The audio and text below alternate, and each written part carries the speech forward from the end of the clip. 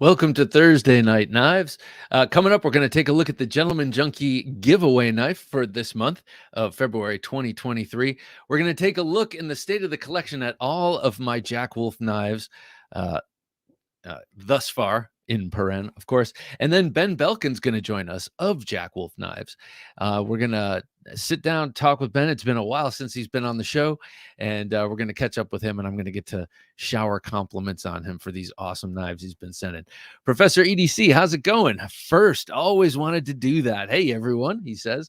Well, hello to you, sir. Ben's going to be with us.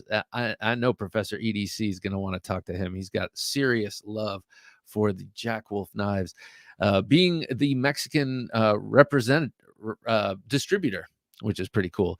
Dion Page, good to have you here, Dion. To all you knife junkies, Jim and Supreme Knife Junkie, good evening. Oh, I like that. I like the sound of that. Let me turn this volume up. Blame Dexter. How's it going? Is this the Krusty Krab? Well, yes, it is. Indeed, you've come to the right place. Dave, how's it going? Evening, Slip Joint Fanatics, says Dave. How you doing, sir? It's always a pleasure. G. Gleck, good to have you here. Hi, everyone, he says. Well, hi right back at you, sir. Byron Kennedy. Byron's always good to have. Byron is going to be in the running for the Gentleman Junkie knife giveaway knife that we're going to be showing off here shortly. Howdy, Bob, Jim, fellow Junkie C says. And Ben B, TNK. Yes, sir. Ben B is gonna join us here. Ground Fog, good to have you here with us. Ground Fog, he's applauding. He's clapping. That's clapter, right? Or is that is that a word I made up? I think it is. Have a nice day. Good to have you with us. Good evening, he says. Have a nice day. I have a bunch of I have a bunch of my fixies out here, and that's what I think of when I think of you.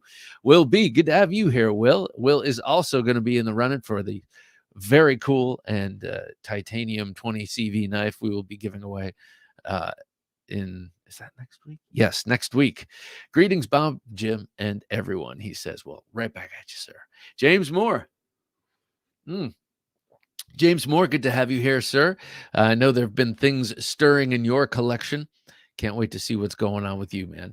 Good to have you here. Ketmuk Nessart, happy Thursday Night Knives, Bob, Jim, Junkies, he says. Well, happy Thursday Night Knives to you. And Ryan Walker, hello, I am here, he says. We have Robert with us. Evening, Junkies, he says. Evening to you, sir. Never Enough Knives, 007. Happy Thursday, Junkies. I love it. Happy Thursday to you, man. This is the greatest night of the week, besides Saturday, Sunday. Saturday, Sunday, Friday, amateur nights. Thursday is when the weekend begins. And, let's just say it starts maybe an hour or two before Thursday Night Knives. Hero Stick says, evening and cheers all. Best live of the week. Here we go. Well, thank you so much, sir. That puts wind in my sails. Robert Douglas. We have 3 Roberts in the house tonight, present company included. Even sort of bouncing around. Hi, sir. Well, hey, let us bounce with you, and maybe you'll get some knifey insight, or at least some entertainment. Izzy, good to have you here. Izzy Joseph, evening, Bob, Jim, all, he says. And Groucho Marx emoji. Interesting. Nick EDC, or hey, everyone. And he claps. Well, hey to you. Blade Ogre, Chris, we want to check out the 9 knives you no doubt were carrying on your person this very day. But before we get to your pocket check, I think it's time for my pocket check.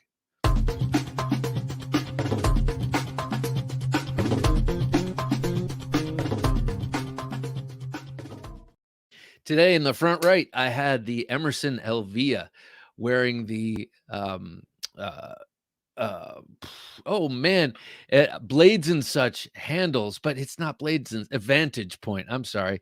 For a minute, I forgot what Tom Engelson's new-ish business name is. I mean, it's been this for over a year, but it's Vantage Point Blade Works, and he just does awesome scales. He specializes, I'd say, in Emerson, but does scales for other knives. I plan on sending him some. I keep saying that, but I just have not gotten around to it. Some more knives. I want to send him my 4-inch Chris cold steel and have some cool micar to put on that. This is a great knife. I love this weird looking thing, and I got an aftermarket deployer on there because for some reason they decided not to put a wave on this very, like, if there's ever a knife that should be waveable, it's this one. Brandon Sutton, hello, Bob, Jim, Robert, Hero Sticks, Robert D, and everyone else. Good to have you here, Brandon. Always a pleasure. Hero Stick says, hey, Bob, the Boker you were referencing but couldn't quite recall on this week's show is the French one. That's what it was, the Boker bad guy. Oh, man, thank you. Thank you. Someone's listening. It's like an old man screaming at clouds. Thank you for straightening me out. Drive Strength, good to have you here. Good evening, Bob, Jim, and all. Looking forward to some sharp conversation. I like what you did with the language. So yeah, this is an aftermarket opener, and the guy's name is French, and I cannot remember who I got this from. I guess I could dig around in my PayPal records. That's probably the way to do it. It works great. They just came out with the XL version of this, which would be cool to have. But instead of the XL version of this, I think this is actually perfectly sized for what it's supposed to be, which is a stashable little self-defense knife. And actually, it's a great general utility knife as soon as you get used to that angle. But I would rather, instead of an XL version or a super as they call it, I would rather have a waved version. Come on. That is, I mean, just holding out on us. Like, I don't know why. Okay, but anyway, that's what I had in my front right pocket. Such a great knife, and nicely done up. Next, in my pocket, I had the in its little slip, I had the brand new Javelina Jack. This is the Jack Wolf Knives release for February 2023. Can't wait to talk to Ben about this and the other knives. Now that I have a sizable collection, thanks to Ben, it's really cool to see the variations across the clip points and the variations across the sheep foot slash Warncliffe straight edge blades. And I got to say, this handle is so comfortable. And the micarta that came on this particular knife is just perfect. It's already accepting a patina very nicely. But really the ergonomics of this are the win the day. Because like I mentioned a lot, there are no secondary blades in these Jack Wolf knives. So you get to really wrap your hand around them and experience the true nature of the ergonomics without them being obscured. This is my only other sow belly knife, and as you can see, it's got a what is this? A spay blade there, and the spine of which obscures that comfortable curve for your fingers to wrap around. It's still a decent knife to use, but it's no Jack Wolf Knives Javelina Jack, where you really get to feel that. And I also like, this has a real working feel to me. Any knife that any of these knives from him and from Jack Wolf, that includes the Benny's clip and the laid back and the vampire, or not the vampire, the laid back and the, I can't remember what this one is called, but the ones without the back bolsters are more work like to me. They lend themselves to that. Brandon Sutton says, I'm surprised the Wave Elvia isn't the default type for the model. So am I. Frankly, it seems a little contrarian. Like, what are you trying to be like?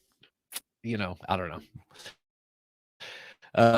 Adding Blade, well, adding happy to you, sir.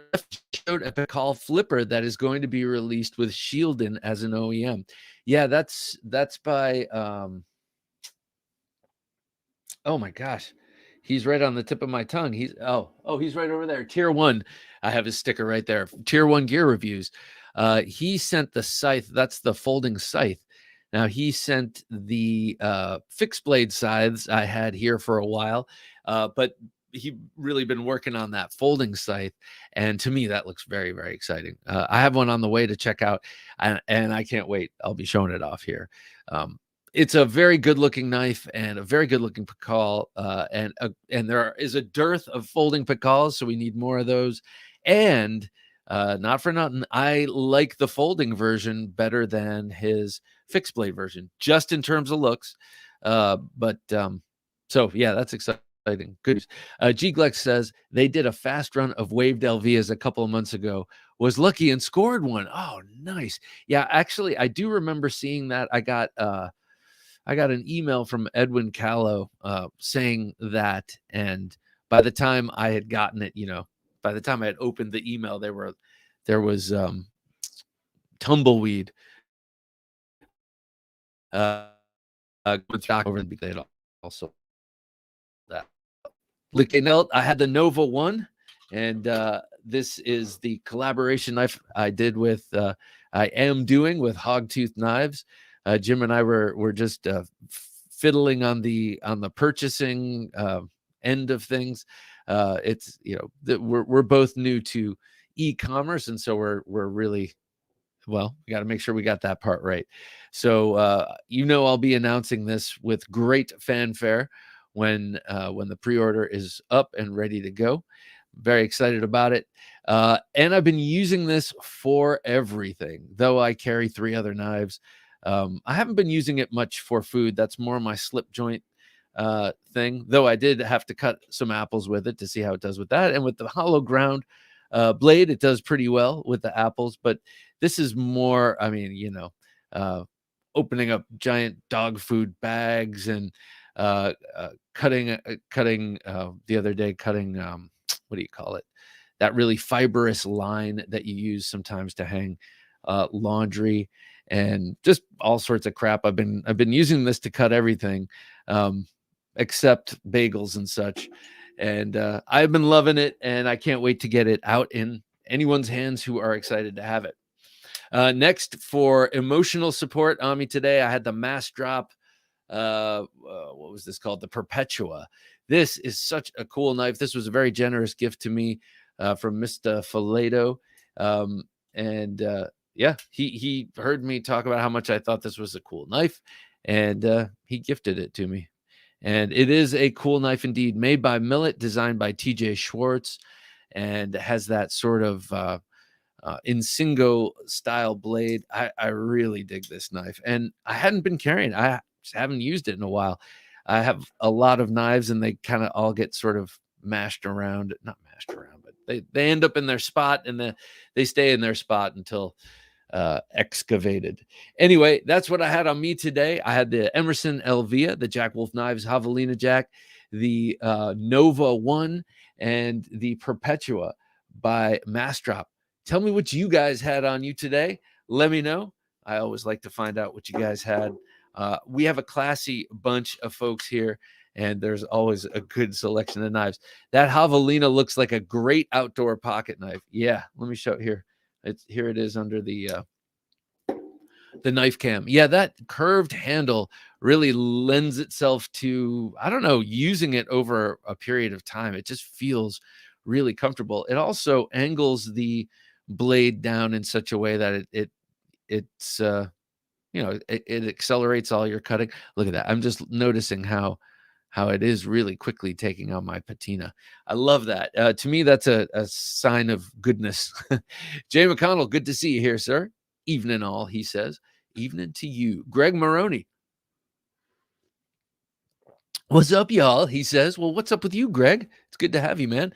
Mr. VC256. Have a great one, Bob, Jim, Junkies. Happy to catch a live again. Mr. VC, good to have you here, man. How are you enjoying your new Brian Brown Raptor? That was a thing of beauty for sure. Aberdeen Blade says, ballpark price range on the Nova 1. I'll give you an exact price, $275. It is 100% handmade in Washington, in Massachusetts, and that's what it's going to go for. It will come with a Kydex sheath with the old discrete carry concepts clip on it. There you go. And the first run will have burgundy micarta with a forest green liner, a little bit different from mine. And it will also have the jimping moved forward up the blade to where your thumb naturally lands. And the last thing is the logo. My logo will be scaled on this side of the blade to match the Hogtooth logo on this side. It does not need to be that giant, but it's nice that the prototype, the one that's mine, has that big logo. Of course, I don't mind, but I don't want too much billboarding for all of you all, because I know most people don't dig it.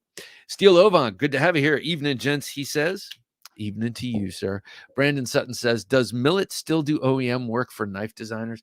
Let's see, I had the gentleman on from Millet twice, and I had him on as recently as like a year and a half ago, and they were working on stuff, but I have not seen hide nor hair of them for a little while. I gotta say, it might be a good idea to check in with them, because I also know they were doing parts and knife adjacent things, and they were reassessing the business model of doing entire knives. I know that was part of our conversation. So I am not sure. It might be time for an update, because Millet is one of the few, US OEMs that I've heard of, in the past 10 years that did a lot of good work for a time. So I don't know, like to see more, but I do know that it was expressed to me in those interviews that it was very, very hard to make it work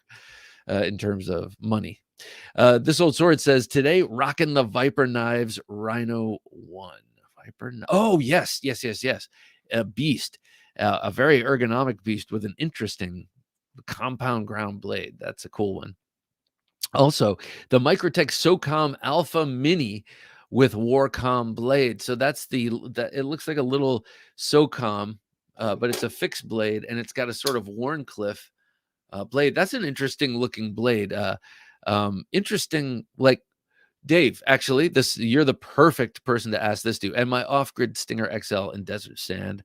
Awesome, awesome knife. But let me ask you about the SOCOM Mini Alpha with Warcom blade, that sort of Wharncliffe blade. Thrusts. Is that a thrusting knife? Could you use that for that? It is obviously a tactical knife, but I'm curious because it seems like a pretty obtuse angle up there on the front. That's what I always have problems with cleavery kind of things. It's like, can you thrust with it? Robert Douglas, old Robert. I have greeted you, Robert. Yes. Old brass. Well, good to have you. If I haven't, at my age, old brass Zippo. I love brass Zippos. The way I had one in high school. I don't know whatever happened to that, but it was so beautifully tarnished. And old ZT0566CF. Hey, Brandon, that 566 was an awesome knife. And actually, you could, it had a detent ball, and you could de-assist it. Now, the detent, I guess now I know you could probably increase the tension on that lock bar, but at the time I didn't. And it just ended up being a very floppy knife. So I ended up putting the torsion bar back in mine. But I love that 566. Beautiful little knife. Not little knife, but beautiful mid-sized knife from Rick Hinderer and Zero Tolerance. Devo Mash. That is a beautiful knife. Aberdeen. I like the reverse tuxedo on that knife. Blade Ogre says, that sounds dirty, doesn't it? Blade Ogre says, carried the Bark River JX6 in Magna Cut. That's a cool knife. That's the one with the ring and what's his name? Tanner, whatever. Prepared Mind 101 designed that. LT Wright Maverick Colt, Mech Force Blue Phantom, Yo Jumbo and S90V. I have S90V now. Two, actually. Thanks to Ben Belkin. County Com Tie Breacher Bar, PMP Big Boy. That is a big boy indeed. The Bradford Paring Knife, the Rosecraft Applejack, and the GEC 29. I'm not counting the pry bar. So 8, not counting the pry bar. Good carry, man. Good carry. Which, do you use them all, or do you have them all just I know I've asked you this before. You use them. Kevin Moore says, evening. Hey, Kevin, good to have you here with us.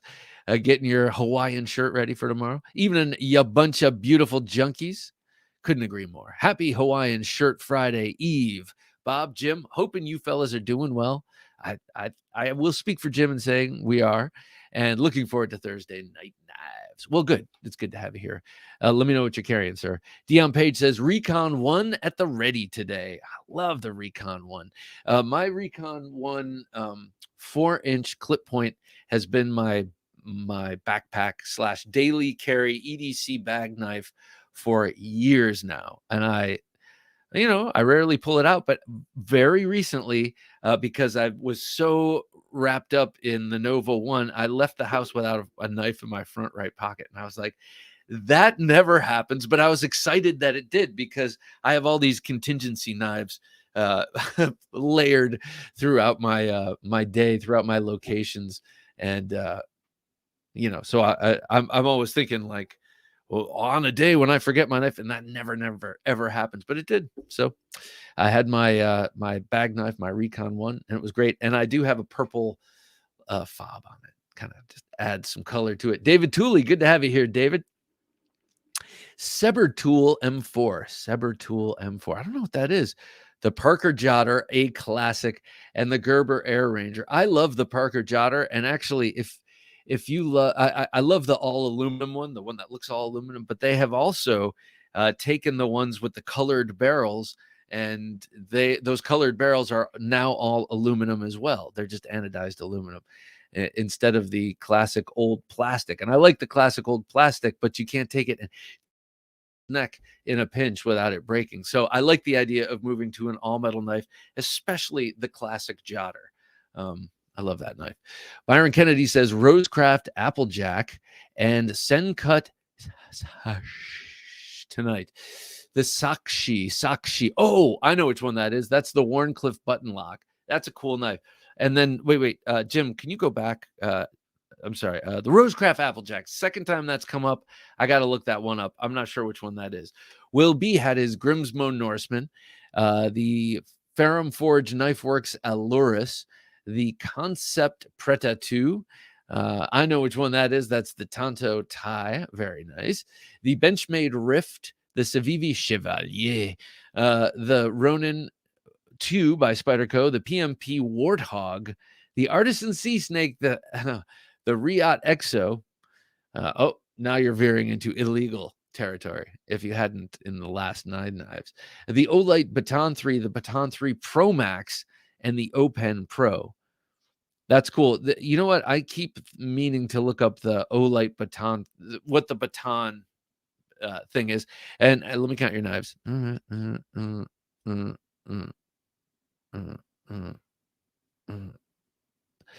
All right, you got 10 knives on you, sir. Were you doing this just to beat Chris? Because you did buy a knife. Nicely done, sir.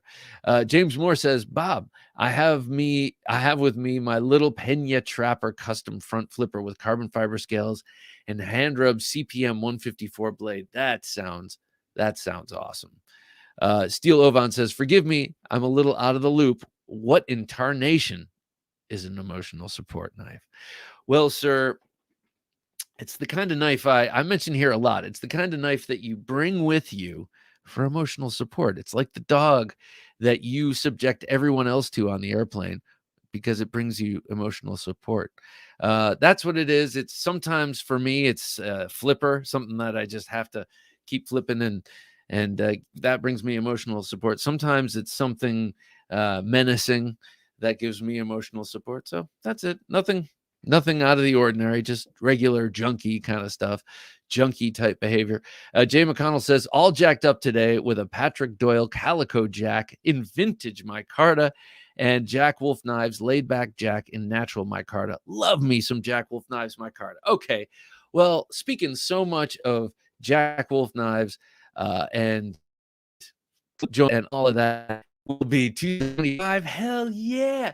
Oh, I love hearing that. Thank you. I would love to bring on Ben Belkin himself, Mr. Slip Joint, Mr. Jack Wolf Knives. Ladies and gentlemen, hey, Ben, how you doing, sir? I'm doing very well. Do we have ladies in here, or is it all gentlemen? No, it's all gentlemen, I'm sure. Every once in a while, a lady will show up by accident, I think. It's good to have you here, man. How you doing? Good, Bob. It's always a pleasure to see you. It's a great pleasure to see you too, man. You look like you're in front of a medieval tapestry there. Where are you? Are you in your home? I'm in my dining room. Yeah. Because it's going to be late, so I figured I'd spare my wife hearing me Gotcha. talk all night while she's trying to sleep. I gotcha. I gotcha. Well, man, I'm really excited about the javelina jack. Um, Here, let me open this up. So, tell us a little bit about where your love for the sow belly stems from. Right. So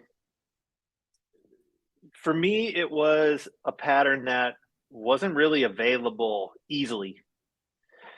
Great Eastern Cutlery, until recently, never made one. And to track one down, you had to buy a vintage knife, basically. And it wasn't until I got to handle a two blade that I thought, man, why is this not a single blade? Because you Yeah. have this amazing ergonomics, but like you showed earlier, the secondary blade kind of gets in the way of experiencing the curved handle. So I did commission a custom one from Brett Dowell, maybe about in like 2019 or 2020. And I just fell in love with it, man. It just melts into your hand. It feels so good. I agree.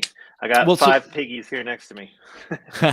well, so this is the thing about Jack Wolf knives. Oh God, yeah, and these covers you've been putting on them are just stunning. Look at that. Yeah, this is Camel Carbon Brittany Blue. I'm really happy. I'm happy with all of them. I just grabbed this one because it's the closest one to me. But yeah, it was a really difficult pattern to draw because it's all curves in the handle, and boy, can it look weird if you don't get the right proportions. This is one I had Oh. to redo several times before I was happy with it. I would send sketches to a couple different people, and they'd be like, "Yeah, it doesn't look right." I'm like, "I know," you know. It's like, dang it. So the eye But yeah, knows, right? You can yeah, just tell. the eye knows, man. I mean, not. I guess I wouldn't necessarily say everybody has an eye for it, but I like to think I have a decent enough eye for it to put something out there that people find attractive. And basically, with this knife, you're going to end up with either typically a clip point blade, a long clip point blade like this. I've heard people call it a Turkish clip point, or you'll end up with a Skinner blade, like a rabbit Skinner blade, it's called. Oh. Is that like a blade that looks kind of like one of these like toothpick blades, really long and slender? No, it looks more like a spay blade. I should have grabbed it because Oh, the one okay. I ordered from, and maybe you guys can pull it up, or maybe Jim can find it. Type in like Tony Bow's sow belly Skinner or something. Hey, But KC, how's it going, man? yeah, I figured that blade shape was a little too obscure, coming out of the gate for the pattern, whereas Yeah, clip points almost universally appreciated. yeah. I just saw that Great Eastern Cutlery is coming out with a tobacco knife after years and years and years. Talk about an obscure looking blade. Now, the one that on the 25 pattern that they just released, you talking about that one? Yeah, the cotton sampler. Oh, the cotton sampler. Yeah, they just dropped a new picture today of the 25, which is the baby Barlow, and it has the first half of the cutting edge is Oh actually a yeah. bottle opener. I saw that. I think that's fugly. I don't like that at all, It's personally. definitely going to be polarizing, but More so than the beard comb. yeah. I would say. Max says Ami today is the Overland fixed blade, the Kaiser swayback, nice. The uh, Casio Royale. Oh, is that a watch? That must be a watch. The homemade notebook with feed cover bag. Oh, cool. The Razzle Cliff, the Perun 2 torch, and the blue Polka pen. Nice. What is that? What is that carbon fiber you're showing off there? So this one's called Blaze Orange, and this is by Camel Carbon, who's the U.S. carbon fiber manufacturer. Nice. So they're responsible for these two colors. So, what is going on with micarta? You sent me this one because you were saying that micarta is not doing as well as these stunning carbon fibers. Yeah, I mean, for anybody who's been paying attention, how I've been releasing knives, I started with 3 micarta and a carbon fiber, and I was locked into that for the first 6 releases.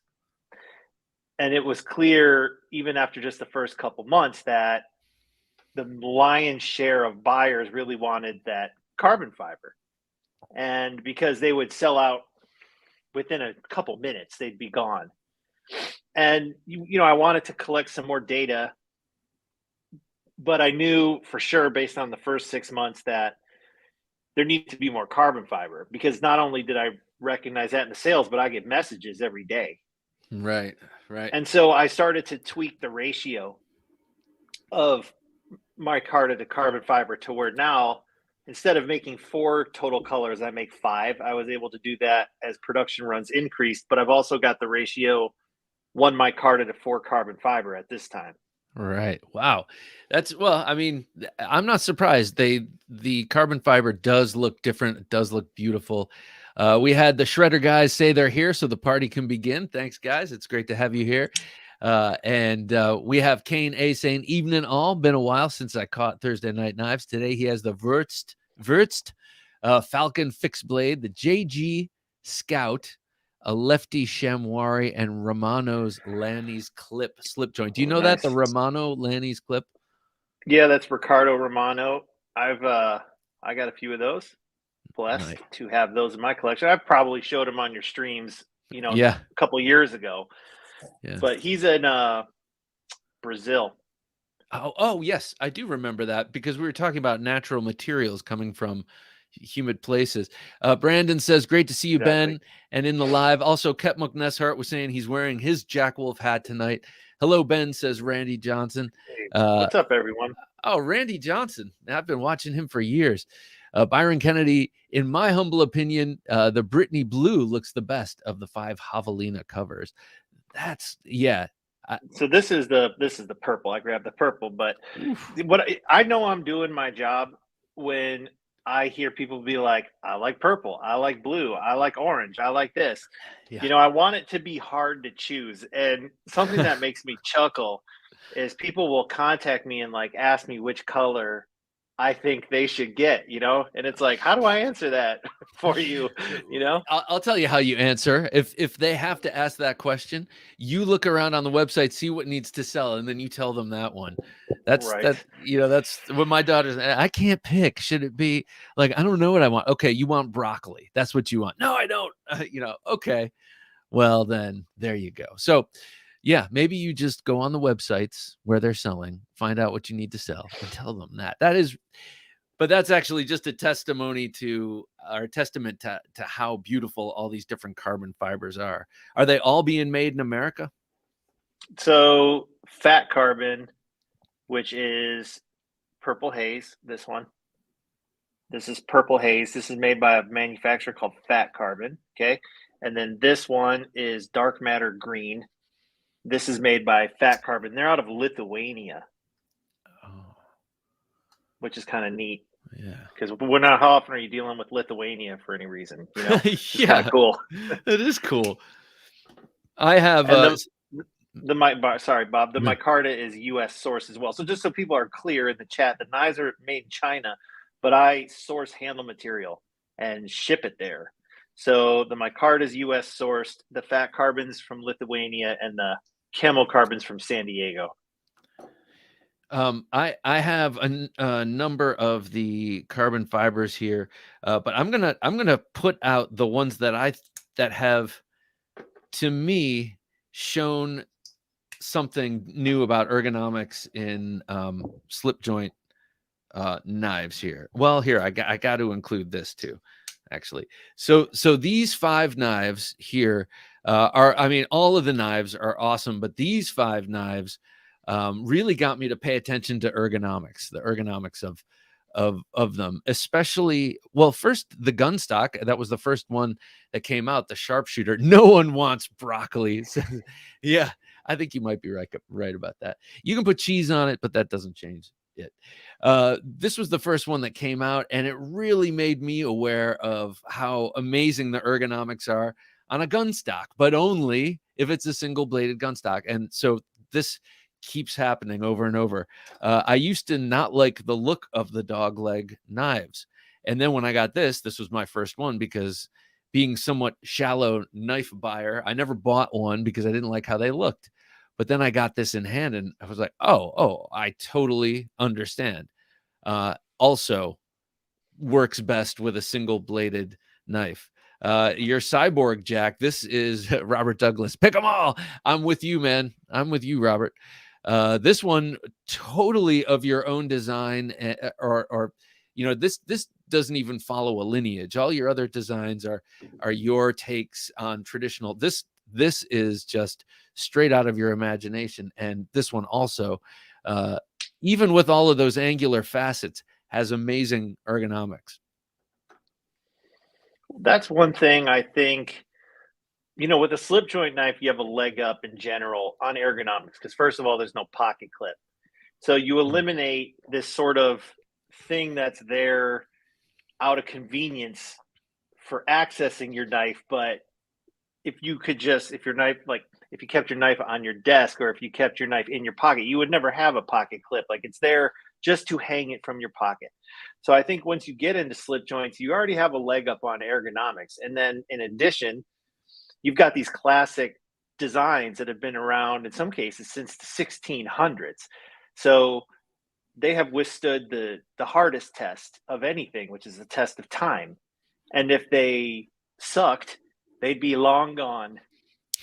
And so, I feel like that's one of the sort of surprises that people experience when they get into slip joints for the first time. It's like, oh, wow, this is like a really handy, comfortable knife to use. It's like, well, yeah, because it's been perfected for a really long time. Yeah, and on these knives, it's not appropriate to have anything but the finest, sliciest blades possible. And man, you really, your designs really ring out the most you can out of these. Yeah, either M390 or the last two models have been an S90V, but thin, full height hollow grinds on all but the Benny's clip. I mean, and then a very, very nice hollow grind on the Benny's clip. But I mean, that's how it seems these kind of knives should be. So extremely acutely, very, very, very, very sharp, and letting that edge do all the work. But I Yeah, mean, these things are so damn stout, they could be put to hard use for sure. well, right. So there's a difference between use and abuse. And I think there was a trend for a while to design knives so they could tolerate abuse. Mm. But it's not smart to abuse a slip joint knife. It doesn't lock. So, inherently, you don't have to worry as much about people doing that. So if we can accept the fact that these are going to be used as intended, which is to slice and cut things, then why don't we put the best blade geometry that's designed for slicing and cutting as possible on these? And if you look at custom slip joints from the top tier makers, you'll find consistently hollow grinds on thicker stock. And when you look at the production knives, the more common production models, Case, Great Eastern, Line Steel, etc., typically they're flat ground on thinner stock. You still get amazing performance out of those. But I wanted to feature that sort of custom level blade geometry and configuration to set myself apart. Now, the price reflects it, but I'd argue you get what you pay for. Casey was asking where his fireplace is. He loves your fireplace. Yeah, I guess he misses your old. It's in the bedroom, Casey. I'm trying not to drive my wife crazy this late at night. So yeah, he likes the other set. So what has been which knife so far has gotten the most acclaim in terms of cutting? They all have exquisite geometry in this high height, this full height hollow grind on super steel. But I know there must be some variances. What have you heard from users? What are you hearing about knife performances? So, okay, let's dive into that. So now some of these knives have a straight edge, and so they're gonna, draw cut or get the tip in and pull better. And I would say the one that's probably got the best reputation for just a straight up working utility knife is the Venom, because you have a really tall blade that's very thin behind the edge and like way up the blade. Like you don't even feel this thing widen out until about here. And I'll design the majority of my blades with a downward rake of the cutting edge. So like it basically just pulls material into the cutting edge. And then this thing, here, let me look at this, man. Like, I think that's coming through. Look how thin that is. Mm. So you get this insane tip. Like if you bump into this tip, it's going in. It's like you're gonna sink it into your skin. So yeah. And it's like got a big handle. So I would say the most acclaimed utility cutter so far has probably been this one. Yeah, when this came in, I remember, I think of the food knives more as the clip points, and I should put it the other way around. I should say I think of clip points and drop points, spear points, as more of the kind of knives I want to use as food knives. I love to use slip joints as my food knife when possible. But when I got this one, the Venom Jack, I got this, opened it, threw it in my pocket. It was a Friday. They always come on Fridays for me, and threw it in my pocket and went out to dinner with the family. And I found myself cutting steak with this and thinking, that tip, I don't want to drag that tip on the porcelain plate. And I was like, you know what? It's fine. It's fine, and so it was kind of cool to use a Warncliffe for something that I wouldn't consider using it for. And yeah, you're right. That downward rake of the straight edge really does draw material into that cutting edge. Yeah. At the end of the day, I think there's a lot of emphasis people put on steel, Rockwell hardness, but I don't care what your steel is and how hard your blade is. If you have poor geometry, you're fighting an uphill battle, right? But if you are thin behind the edge and you're thin on the way up, like that thing is, physics says it's going to be meeting less resistance as it makes it through the medium, Yeah. And I think good steel and a good heat treat is complementary to, first and foremost, like excellent geometry. And I've been like, I don't know. I look at some of the modern knives that seem to not take that into consideration, and I'm just like, that misses the mark for me. Because in my use case, man, I'm not going to pry something with my knife. I don't have a use for that in my everyday life. So I'm going to carry something. I want it to slice. Yeah. Oh, that looks so nice, man, with that carbon fiber. I'm used to that knife in the black. That's the low drag. I'm used to the low drag in the black micarta. This has been one of my favorite spear points. Do you really push the downward rake of that edge in this one to the max? I mean, something I was talking about all month. And I know people get sick of it, but I do carry these every day. And so when I do a pocket check 8 times a month or whatever it is, people hear about these and they probably hear the same thing over and over. But I thought that this spear point is a really great design, because you have a really long angled down straight before you get that really nice big bulbous belly, and that all puts the point down low. So you still have the symmetry of the spear point, but you have the point down low for utility cuts, and yet you're not sacrificing belly. You know what I'm saying? You almost get like the Warncliffe tip placement, yet with a belly. This one, I think, has surprised the most people. Like, you look at the Venom and right away just from looking at it, like that thing looks like a utility blade. And this one to some people might just look funny because they're not used to traditional knives. So it's like, what the heck is that? Yeah. But this thing performs like crazy. And it's this kind of narrow waist here, this downward rake, and then you have some belly so you can keep the tip out of the way. And this knife really performs well. It's like a really good all-arounder. Yeah, it sort of looks like a scalpel too.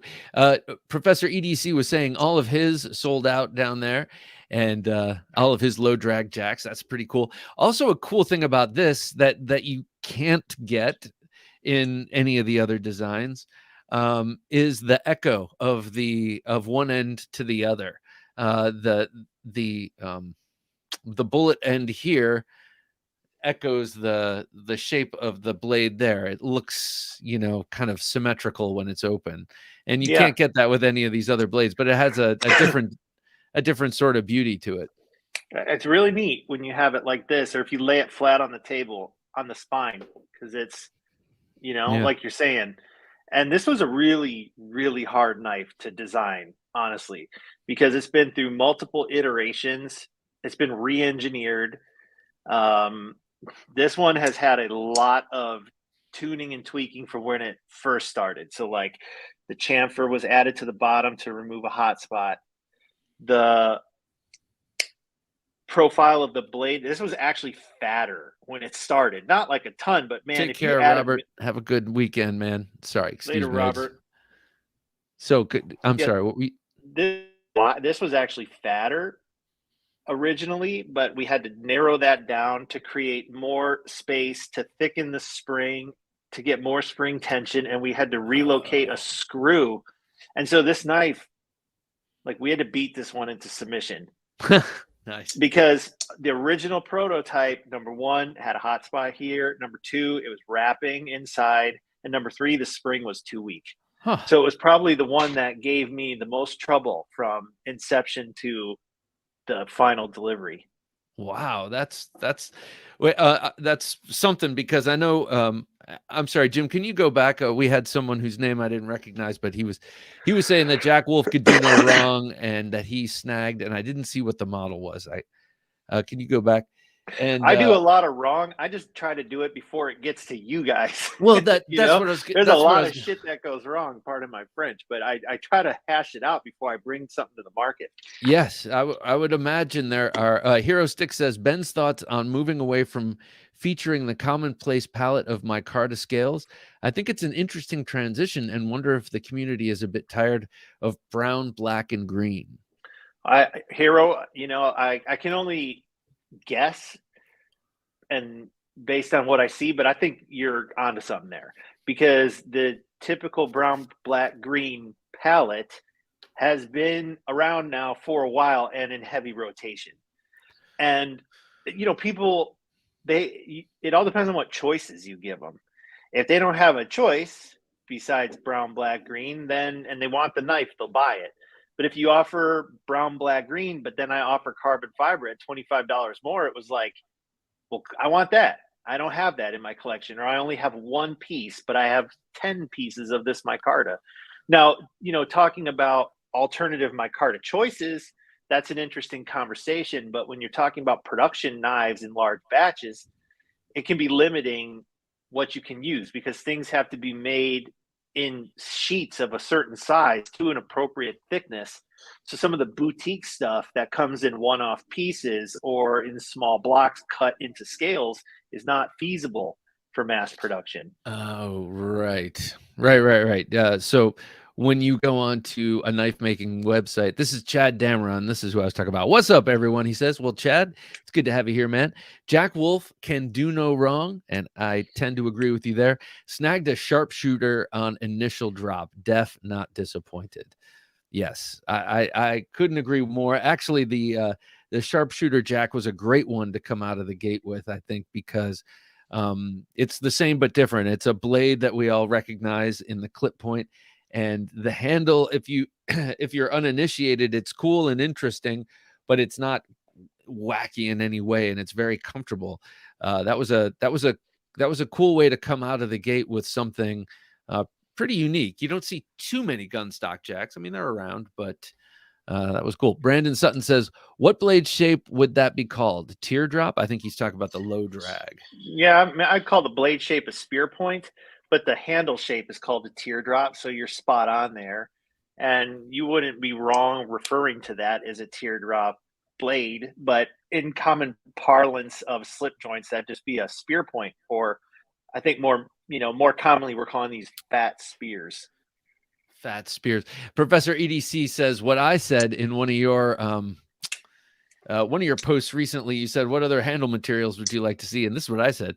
Well, he said, "I love the natural micarta, but would love to see a burgundy." That's what I said. A nice polished linen burgundy. But I think actually this is making sense. And now that we're talking about it, I mean, I love and covet my Jack Wolf micarta knives, but in a sense, it almost makes more sense to put on these exotic carbon fibers and these unique and modern carbon fibers, because that's part of this recipe.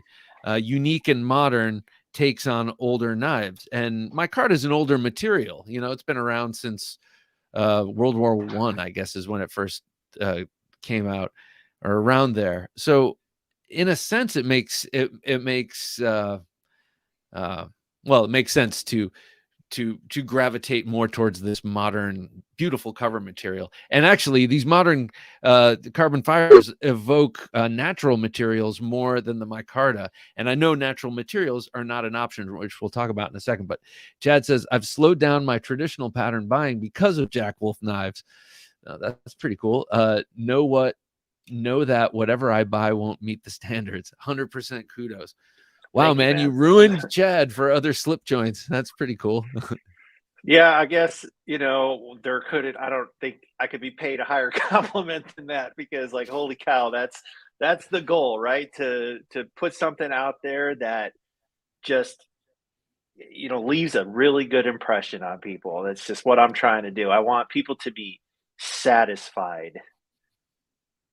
So you explained to me once on the show why you can't do these with bone covers, traditional sort of jig bone or exotic woods. Tell us what you told me then. So, I'm not going to say it's impossible, but there's more barriers to getting that done. So, there's import and export issues with natural materials, first of all, and we're dealing with Oh China. yeah. So, maybe we think we understand the rules, but then if I, send a package over there and it gets seized, like I have a problem on my hands. So, there's risk associated with transporting that stuff internationally. A. Okay. B, these materials will shrink and swell. And so, me having products that are not going to create customer service problems, especially in my first, 3 to 5 years of business, I think is extremely important because there's a very critical eye that's cast on anybody new. And you're also vulnerable to reputational damage when the only thing that someone maybe has heard about you for the first time is that you have a problem on your hands, Yeah. So Yeah. it's like from a risk benefit, I'll tell you what has just blown my mind with these carbon fibers is how precisely these can be milled. Oh, nice. So from a manufacturing standpoint, these carbon fibers represent an opportunity to realize the level of precision that these factories have the capability of performing. Yeah. And I can't say the same about natural material necessarily. Yeah, or even older carbon fibers where you'd have voids and little bits popping out. So Daniel Huff asks, "Pardon my ignorance, but are Jack Wolf knives intended to be collector knives or EDC?" So, that's an interesting question. So, I want okay, let me take a step back. If you look at how I present, package, and promote these knives, I make them fun to collect.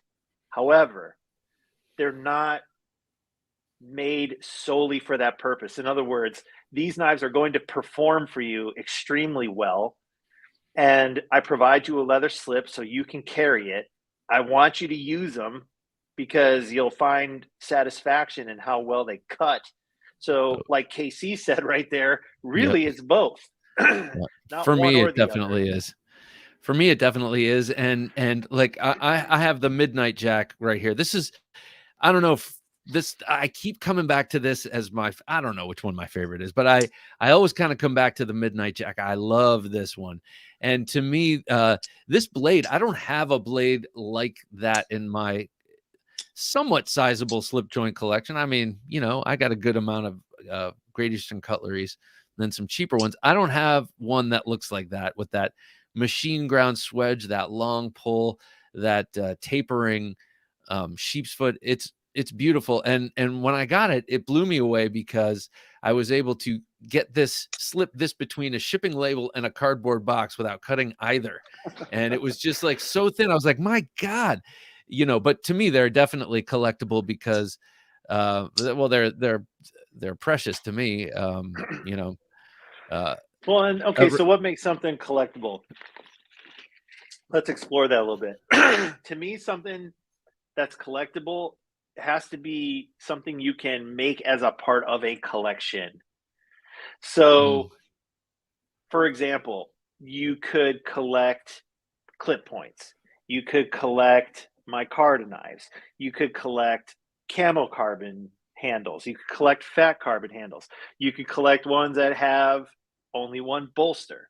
Like I try to have features incorporated in these things. So you could collect orange ones. You could collect blue ones. So I try to incorporate features that give you the opportunity to build a collection and to decide what you want your collection to be based on, and not just being like, well, I just bought like, can you make a Benchmade collection? It's like you could buy the Benchmade Model A, Benchmade Model C, Benchmade Model, but I don't know if it's the same. Well, there are, like the PM2 is amazingly collectible. Case knives are collectible by definition because they have a set amount of models, and they come out with runs with different handle scales. They're doing that on purpose. It's almost as if use is secondary. But yeah, I agree with the notion that these are both collectible and EDC because they're amazing knives to use for things that you use knives for on a daily basis, but they're collectible because they are built and have walk and talk like no other knife I have. I mean, like I said, I have about 20 GECs or so, and I love them, but for different reasons, and not this reason. The precision of the machining. I mean, the way you can't see the seams between the blade and the spring a lot of the time, the way it's robust. I mean, as far as slip joints go, these feel like hard use, because they're so stoutly built. So that quality alone makes them, to me, collectible because they're unique in that way. Yeah, it's a pocket knife you can rely on. It will do exceedingly well at the jobs it's designed to do. You can bend or break the blade if you abuse it, but I think we could say that with just about any knife. And if you have a knife that's so durable and so tough that you can't break it or bend it, well, you're going to sacrifice some cutting performance in that case. So decide what kind of tools you want to collect. If you want to, we talk about EDC. I think most people every day don't need to jam their knife in some mortar in between two layers of bricks and stand on it. I think most of us need to cut open the Amazon box to get the next knife we bought out. Yeah, no kidding. Hero Sticks wants to know the origin of the term walk and talk. Do you have insight? I don't know what. I have no idea where that term was coined or how long it's been out there. That's a really good question. For anybody in the audience who doesn't know what that means, it's just the action of the knife, like how it sounds, the acoustics, and then how it moves. So like the spring tension, how it jumps, so how it walks and how it talks, the action, the feel. And, I've heard people dare to say that you can't fidget with a slip joint. It's like, you've never had one. If you're telling me you can't fidget with a slip joint. Yeah. Well, they're just assuming that fidget means one hand, and you could do this with one hand, but for me, it's totally gratifying to pull open and feel it resist and then give way. It's like, no, like it's that sweet resistance, and then you shit, and then you pull it open and it's good to go. I love this one. I mean, I love them all. So tell me, Ben, what kind of slip joint patterns or blades do you want to make that you haven't done yet? And would you put different blades in? Would you put a different blade in this handle? Would you do a, or would each knife going on into the future be its own complete thing? So I'll answer both your questions. First one, Okay. I'm itching to draw something with a Tonto blade. I've had enough people ask me about it. It's not what you normally find in a slip joint or in a traditional knife, I should say. But I got really inspired when I did the Cyborg, and it incorporates design language that really suits me, which is angular, more brutal forms, but yet elegant. You know, Yeah. and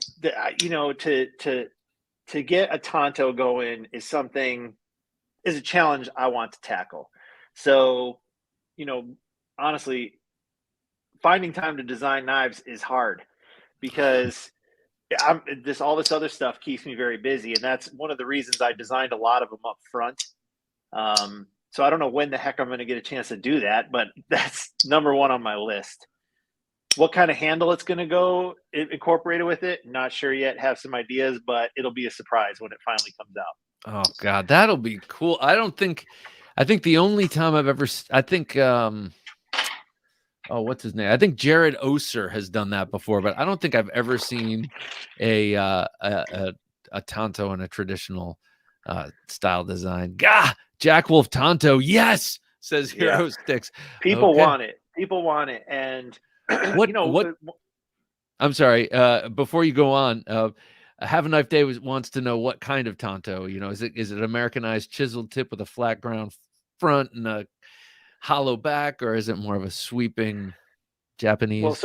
so being primarily a slip joint guy, I don't know the difference between all the Tontos. So Oh, step okay. one for my Tonto project is I'm going to scour the internet for different cool Tonto blades Yeah. and make like a folder of all these different Tontos and kind of decide what I want that to look like. So that's TBD.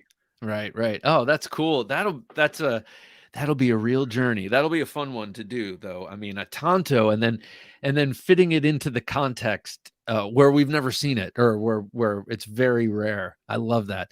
Hero Stick says, also, I wonder how knife collectors validated their passion before we could excuse it by opening Amazon.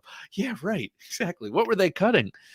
Uh, yeah. That's funny. And then to answer your other question, Yeah. yes, I definitely intend when the handle can allow it to switch blade shapes on some of these patterns, because in a traditional knife world, your pattern is defined typically by the handle and not the blade. Right. So, the Little Bro, for example, has a clip point, but Little Bro version 2 could have a sheep's foot or a Warncliffe or a spear. Yes. And I could run the whole gamut of blade shapes in that handle. Yeah, and it seems like the Venom Jack too, since it's like basically a trapper handle, you could throw all sorts of stuff in there. Absolutely. What about a spay blade? I've seen some beautiful spay blades, especially the kind that sort of widen out towards the tip, like some of your spears. Would you consider doing a spay? I love them.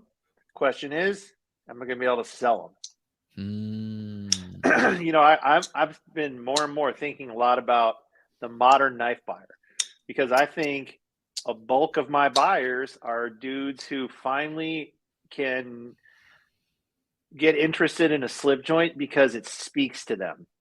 And these guys are crossing over a bridge for the first time, so they'll track more towards things that appeal to them. And my gut says they see something like a spay blade. Well, that's a bridge too far in the beginning.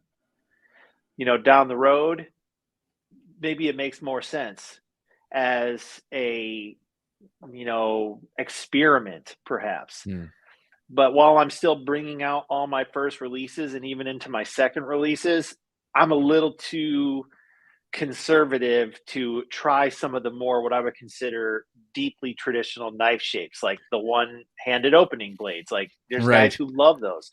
I Yeah. get requests to do sunfish or an elephant toe. It's like, yeah, those are freaking cool, but they're very niche. And so I get concerned about the things that are too niche. Interesting about that. Hang on. I didn't bust it out tonight. Before I get to Jay McConnell's comment, which I want to get to because I love the back pocket, but you're talking about the elephant toe. That's one niche blade that I could see blowing up for you because people are always clamoring for the GEC model, A, and B, when Finch Knives, a modern flipper company who's their work perhaps it's all based on traditional designs, but they flipperize them kind of. Well, they did their sunfish model in a modern version, and it's called the buffalo tooth, and it blew up. People have gone nuts over that knife. So there could be some interest in that. But what about a larger knife? Jay McConnell was asking about a back pocket. It's in the same vein in my mind, Mm-hmm. in that, if you consider, like, use an analogy, you got a target and you have a bullseye and then rings that work their way out. And the farther you go out, the less points you get, right? So consider that your opportunity to make sales, where something like the Midnight Jack, smack that sucker right in the bullseye, from all I can tell based on feedback I get from everyone. It's like, it's simple, it's aesthetically pleasing, it's appeals to the traditional knife guy and the modern guy, etc. It's also, I look at the size of these knives in the same vein, where 3.5 inches to 4 inches close length is your sweet spot. Anything smaller than that, like a peanut, you start to get guys who say, too small for me. Also, over 4 inches, like the back pocket, which is a very cool pattern, but it's big. It's big for a slip joint that goes in your pocket. And usually, when people ask me that, I say to them, like, how big are your hands? And it's always a dude who's like over 6 feet tall with giant hands. Right. It's like, well, how many people are as big as you in the course of your day? Yeah. So I'm not saying never, but that's, like, to me, outside of the zone of where I think I can, more, never guarantee your success, but sort of bank on it. Yeah. I mean, really, I think it's a sweet spot. Brandon says the Cyberjack with Tonto would be cool. Neat red carbon fiber would give it some Far Cry Blood Dragon vibes. I think it's been a smart tactic to also design within the I'm sure this is not by accident, but within the parameters of your supplied leather sheath or pocket sheath. How are you going to do it if you're making a back pocket and then a peanut? You would have to have 3 different sizes of those leather slips made, and then you would have to keep track of which they go in. I mean, ultra pain in the ass. This has been great because I'm very anal retentive about making sure that only the knife that belongs in the pouch goes in the pouch. I have them kind of arrayed in such a way that I always make sure that they go back in their appropriate pouch. They don't have to. They all fit one another. But that's part of this collectability you're talking about. I want each one of my leather slips to take on the shape of the knife eventually. Sometimes I even put them in my back pocket to try and, like, form it. And that doesn't, that's neither here nor there. But, I want a part of this collection to be how they break in that way with the leather, which is such an appeal. I mean, leather, steel, carbon fiber, micarta, all together, titanium. Chad says, how about a hawkbill or half hawk? Good Lord, that'd be fire. I like hawkbills. Hawkbill, says Casey. Yeah, I like them. I mean, I love how they look, and with that curved blade, I mean, they really get into some material. Downsides of hawkbills are they're a pain in the balls to sharpen. Yeah. And again, is this the kind of thing that a minority of buyers are feverish about, but your casual buyer or more, person with less eccentric tastes is like, no, thank you. Yeah. I'd probably venture to do a hawkbill before I venture to do a spay blade, because I think the hawkbill at least it looks cooler to more people, frankly. Yeah, no, I think you're right about that. And also there's a lot more apparent utility just looking at it. You can see how you can garden with it. You can see how you can work a warehouse with a hawkbill. Whereas a spay blade, yeah, you know, oh, you can castrate bulls with that for sure. I'm sorry, what was the last one, Jim? Hawkbills haven't moved well here, says Professor EDC. Yeah, his question was about a fixed blade. Oh yeah. I am. It's Jack Wolf knives, right? Not Jack Wolf slip joints. So let's keep that in mind. Now I'm open to suggestions from everybody, and it's, I like fixed blades. I like small fixed blades. So if you guys want to see fixed blades, get in my ear about it. I would. It's a work for me because I'm gonna have to come up with an entirely new packaging scheme for those. They're not going to fit in the can. Right. So it's more work for me, but I'm not afraid to do the work. I make a lot of work for myself that a lot of people don't do. So Well, that's also what's setting you apart. I also want to add, Byron said, like the show. So yeah, thumbs up the show. I appreciate that.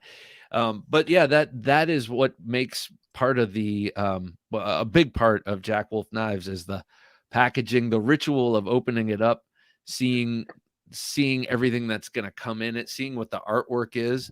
That artwork is amazing. What's the name of your artist again? Sean Not Tiffany, yeah, he's a Sean great Tiffany. guy. If anybody out there has logo work or graphic design stuff, and you wish you had an artist in the U.S. you could work with, hit this guy up. His email address is on the tins, and Hmm. it's I mean, can't off the top of my head, I can't think of it, but he has a website, Sean Tiffany Art. But he's super approachable and he works quick and his pricing is good. And yeah, I could not be happier with that decision. Oh yeah, I Big Boar says it just means a bigger can. Kepmuk says I would get a Jack Wolf Knives fixed blade. A couple other people have expressed their interest. She gotta go, y'all. Ben is the man. You are pretty cool as well, Bob. Thank you, KC. Take care. His KC. I just sent off his microburst, his latest prototype for an EDC blade with his drop sheep blade. It is awesome. Talk about tall, thin grind, slicey as hell. That's an awesome EDC. Best of luck to you, KC, with that knife. I know that's going to kill. Byron says a Jack Wolf kukri would have fantastic tube art. Yeah, no kidding. Dude, How cool. the kukri is one of my favorite knives of all time. I have a special place in my heart for it because I don't even. When I was a kid, my dad gave me a Nepalese kukri, or maybe my grandpa. I can't remember even how I got that thing. It was probably my grandpa's because he was a world traveler. And like when I first took it out of the sheath, it was like covered in rust and like gunk. But Mm. as a kid, I like took the time and polished it and everything, and I just felt like the biggest badass with my kukri. Oh man, yeah. There, I like now. I'm conjuring up a slip joint kukri, and I think it would be cool. But again, you would put that on the list next to elephant toe and spay blade in terms of niche. Hero Stick says, "Curious, Ben. You clearly are creating a tremendous niche with Jack Wolf, and you are connecting a part of and are a connected part of the community. But I wonder, from a business perspective, who do you consider competitors, if any?" Oh, That's a that's a good really question, Hero. interesting question. So, part of the allure to doing this project was identifying the opportunity of what I felt was something missing in this really crowded marketplace and Mm. trying to position myself at a price where there really wasn't any significant competition at my price point. High end slip joint at $300, it really wasn't there. Something that bridged the gap between the $600 custom and the $150 Italian knife. I would say the closest thing to what I offer would probably be the Viper Hug, which is a really, really well made, nice knife. It's priced below mine too, because obviously they make a lot more of them than I can make, and they also have less people in their economic formula than I do, being that I have an OEM and me and the dealers. However, if you look at the Hug, it doesn't have the same level of handwork that are in my knives. Those, I'm quite certain, are machine ground blades, and they have crowned liners and springs and spine because they're not ground as an assembly. So no one's really making the exact same knife as me. I don't know where we would bracket competition. The only knife that's hit the market here recently that directly competes with mine would be Notorious EDC's Kingpin, because it's priced right at the same point and it's a modern traditional made out of more or less the same materials, but that's a single model with a limited release. And so I don't know if I would consider that competition, more of a competitive product, but not market competition. You know, something I've noticed in modern slip joints, um, that a number of companies seem to be making modern slip joints in the single blade configuration that to me are really nice, you know, seem really good anyway. But as soon as they try to make a double bladed knife, and I'm not talking about your cases or your Great Eastern Cutleries or companies that have traditionally made traditional knives, but modern companies that are making slip joints, when they go to the multi-blade model, everything gets ultra thick and just awkward looking to me. The multi-bladed knives, modern multi-bladed knives that I've seen, just haven't had the refinement and panache of an older school modern flex blade. Why do you, or modern slip joint? Why do you think that is? There's probably just design choices that are being made that are not within the mindset of producing a svelte knife anymore. Like the thought process is probably like, this is a two bladed knife, instead of like, this is still a pocket knife that we were able to put two blades in. You know what I'm saying? Mm-hmm. So I know that if I was to attempt a two blade, there'd be a lot of thought into how we arrange the blades, what stock thickness are we using, and what does that overall package look like? Like, in other words, this knife, just because it has a second blade, it cannot be twice as thick. Yes, You know? that's what I feel like a lot of modern knife designers who are making traditional designs are doing. It's like, oh, it's two blades. It has to be twice as thick and twice as strong. Right. So I've got 3 millimeter stock. So, you know, two of those, there'd be an additional 3 millimeters plus some kind of liner. Right. So that's going to be thick. So do you go two blades on one spring on opposite ends? Not my favorite configuration, but a way to keep it leaner. And you have I to, would probably, yeah, you have to have offset grinds right. basically. Or you would do, probably what I would start experimenting with would be maybe two blades at 2 millimeters each. So a total of 4 millimeters instead of three. You're going to end up with more or less the same envelope. Or you could stick with like a three, maybe a 2.5 millimeter stock, and then a 1.5 millimeter secondary. So Right. pen blade, bottle opener, whatever it is, like that's got to be considered. Jay McConnell says, any multi-blade options coming? I love a main blade pry bottle opener option. Swiss Army knife bantam with premium materials. So I asked the factory if they could do it. They said they could. So that's the options there. Now, there's things to consider, right? Like what we're talking about here. Is this going to be a knife that's still satisfactory, or is it going to become this chunky mess? And even if we can execute it, what's it going to cost? And then also, are we going to alienate buyers who just aren't interested? You know, so I want to do it. I've just got, I mean, tell you guys the honest truth, my plate is more than full. It's overflowing. You know, just keeping everything on track and trying to tee up what's coming in the next 6 to 9 months. And what I'm really trying to do is implement a plan where I start getting some people helping me out so that I can free up more time to design. Like I actually brought on Donnie to do my social media, and that's only been about 45 days. But man, am I thankful that I've got him helping me there because it's already starting to free up some time for me. Yeah, that's amazing. You mentioned earlier that you sort of pre-stacked the whole year with all of your designs, knowing that running a business is going to take everything you've got. That seems like it was a really smart move, and but at the same time, it's like, oh man, when am I going to have that chance again? Well, you're creating that opportunity now. Tago Horror or Tago Horror? Tago, I'm going to say Tago. Tago Horror, good to have you here. Hey, I've been wanting to ask you if you know about Melanica knives and what you think about them. Personally, I think they are legendary. I do not know Melanica knives, but I'm going to have to write that down so I can check them out. Are they Tago, Professor EDC said are they slip joints? Melanica Puco, so maybe they make fixed blades. Oh, okay. Oh, yeah, Puko.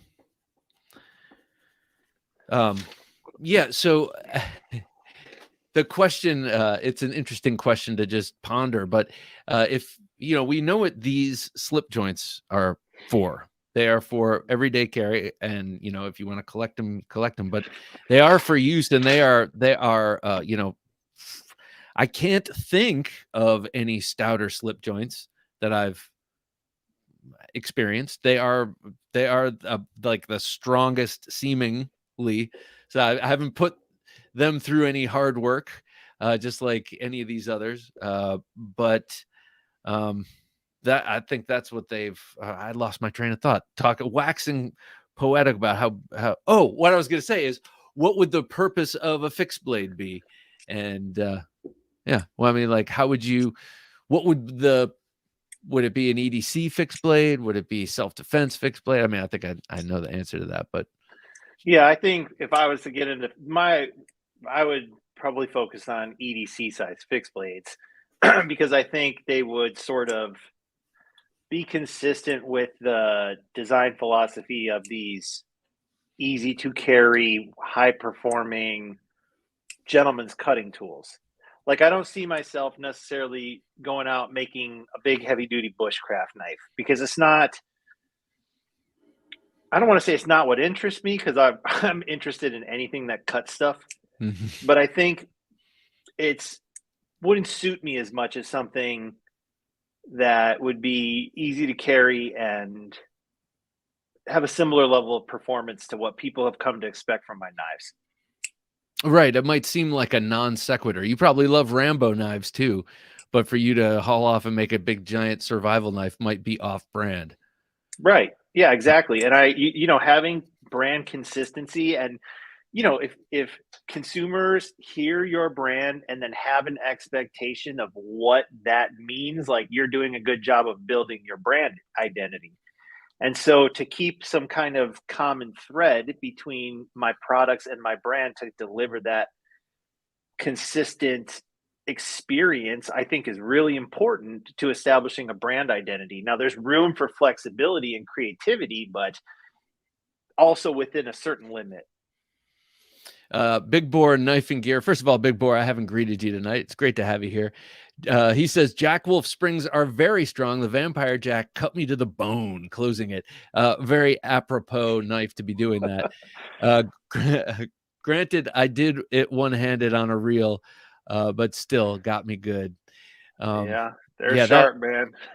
that's a beautiful. That knife almost reminds me of a dagger. I love that knife. Jim is asking a good question. He wants to know what your plans are for re-releasing the designs. Are you going to re-release them all, or any of them, or how is this going to work? Yeah, so yes, I'm going to re-release them. Will I re-release them all? Probably. If there's a dud at some point, maybe I wait a while before I bring it back. But a lot of time and effort has gone into these, and I'd be crazy not to re-release them. Yeah. But what I want people to understand about the re-releases is that they're going to be different in some capacity from the original release. Specifically, the art on the can will 100% be different. I will most likely not repeat any of the handle material that was in that run. So, like, for example, sharpshooter, let's just talk about the carbon fiber. So sharpshooter had dark matter blue. So when we do sharpshooter round 2, won't use dark matter blue because So, that way. Go ahead, Bob. well, will they maintain the same name?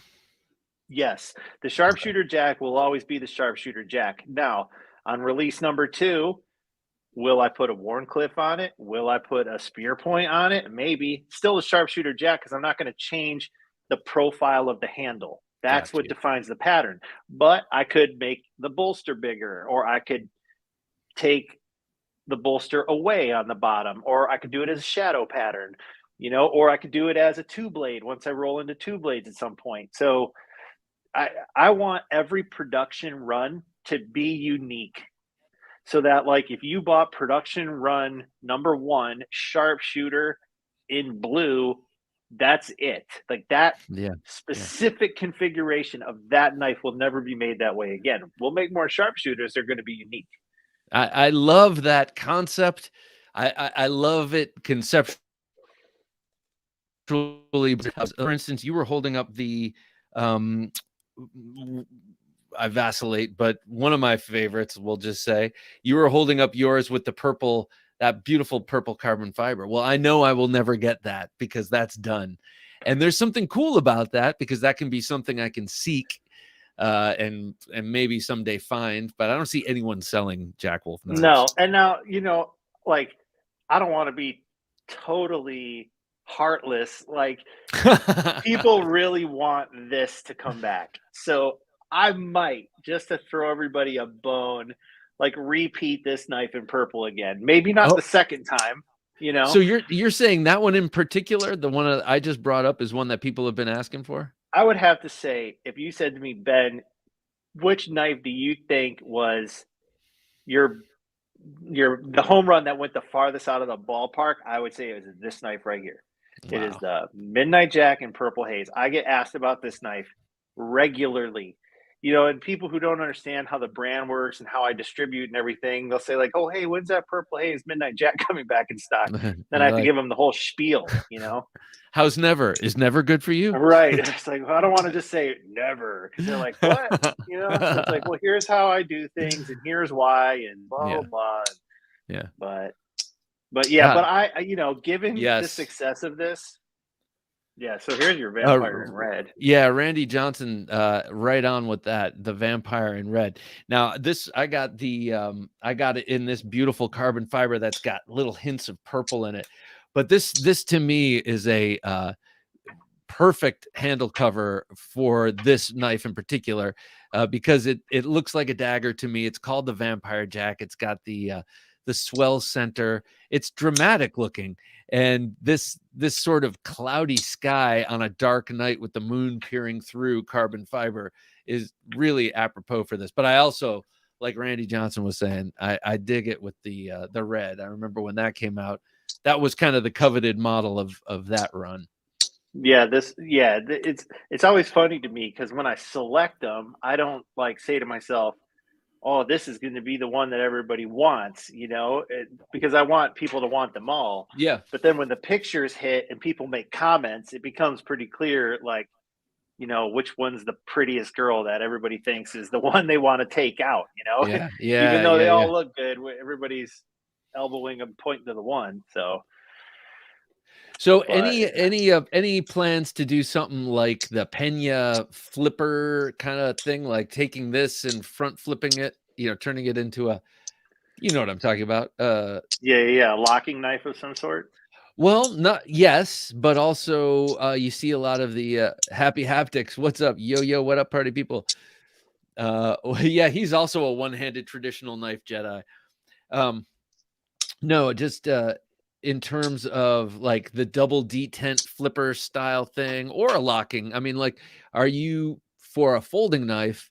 Are you thinking you would step out of this context, the slip joint sort of thing? Well, so I'm not a huge fan of double detent knives, so I can't. I probably wouldn't do one of those, especially Yeah, because I do slip joints. So it's like, if you want a knife that stops in 2 or 3 positions, I got something for you, and it's yeah, not a double detent. yeah, Now, locking knives, I mean, it's a crowded market and it's not what Yeah. I'm known for, but it's Jack Wolf knives. So, when the time is right, it would be a logical avenue for expansion, you know?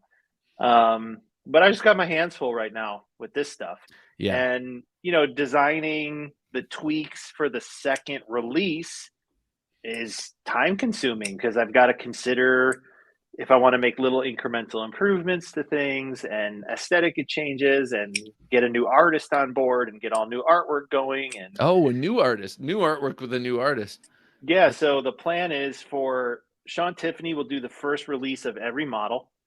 And then when I move to second release of models, bring on artist number 2. And then, God willing, there's a third release of models, bring on artist number 3. that's cool. That's kind of like that's how wine vintners like to do it. Oftentimes, someone just Tago Horror just asked about Bark River. I love Bark River knives. I don't have a huge collection of them.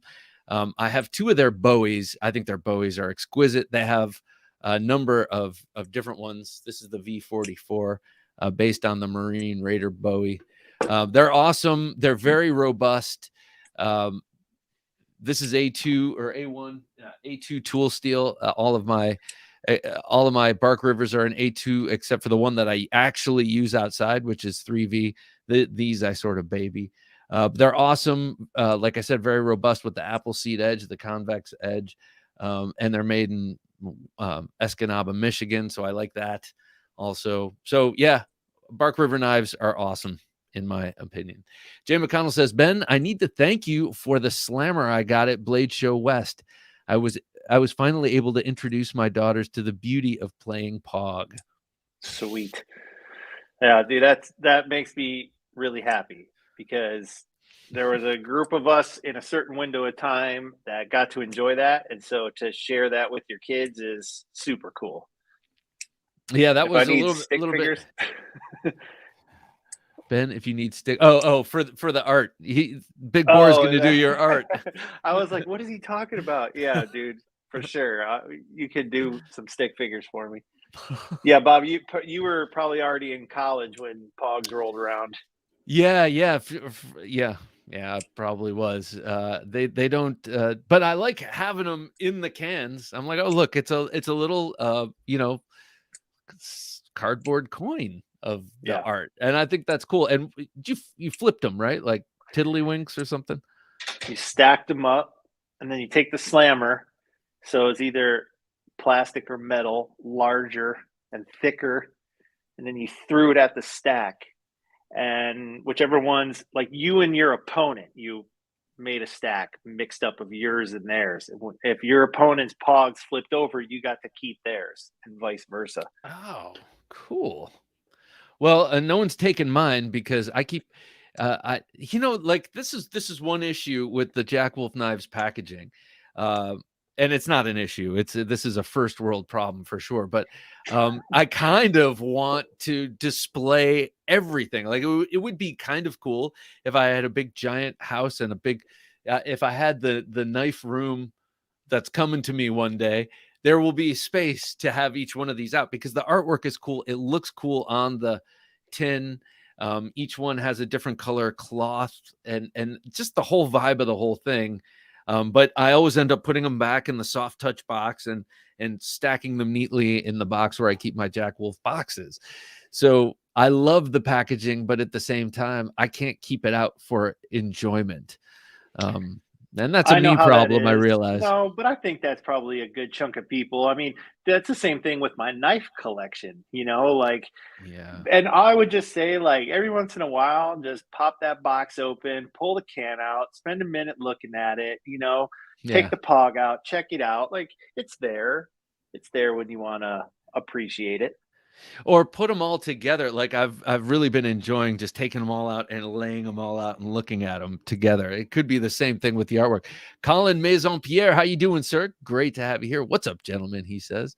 Now Colin's design with his backlock design with Best Tech is a great example of. I mean, to me, that knife looks like a nice blend. Nice. That's not the word I'm looking for. That knife looks like a good blend of sort of traditional with the backlock and modern with the materials. I think that was a really great design for a modern looking backlock. What's the name? Well, I agree, and The tonic, I think it's called. yes, and he also innovated by putting a detent ball Yeah. on the arm that follows that engages the tang. So So so it reduces the surface area and slides easier. exactly. So that was really cool. Yeah. Yeah. Um, I appreciate when people think outside the box and innovate, but still incorporate some traditional element. I mean, that knife's cool. Yeah, it is cool. And my dad always says like it's the guy who builds the better mousetrap who succeeds. And it's not reinventing the wheel, it's improving on it, or it's not reinventing the mousetrap, it's improving on it. And in this case, Colin took the tried and true and maybe oldest locking type and modernized it and made it fidgety. I mean, there are a few of us cold steel nerds think that triad locks are fidgety, but on the whole, you don't hear much about backlocks being that. And he did that. So yeah, that is a cool innovation. And it's the first and second kind of cool. Hero Stick says, Ben, knowing what you know, what advice would you give to an aspiring knife maker? Do's and don'ts. Well, that's a good question. You're trying to have it as a business or a hobby, I presume, as a business. So I would say that you need to, here's what you need to know. You need to know what it costs to produce your product, how much product you can produce in a given period of time, have a good idea of what you can sell your product for, have a plan for how you're going to distribute your product, and put as much time into marketing your product and educating people about your product as you possibly can. And have a plan for scale and growth, because if you're successful out of the gate and there's a demand that exceeds your ability to supply the product, what's your solution for that? Um, and build yourself a 12-month forecast of expenses and revenues, and make sure that that model is going to produce enough money to make it worth your time, and then put into play your actions to be consistent with that plan. And if your actions are not meeting the plan, then adjust your plan or reflect on why you're not meeting those objectives and modify your actions. Does that make sense? Yeah, I mean, it makes a lot. I actually took some notes. It makes a lot of sense. I'm like, oh, I should be taking advantage of this, yeah, because I'm doing on a very different and smaller scale and a different kind of production. But we're going to be rolling out with the Nova One this EDC fixed blade, made by my buddy Matt Chase up in Massachusetts, and designed by him and me. And yeah, there are a lot of considerations that I don't even know. Like, there's that dangerous period of time where you don't even know what you don't know, and that's kind of where I am.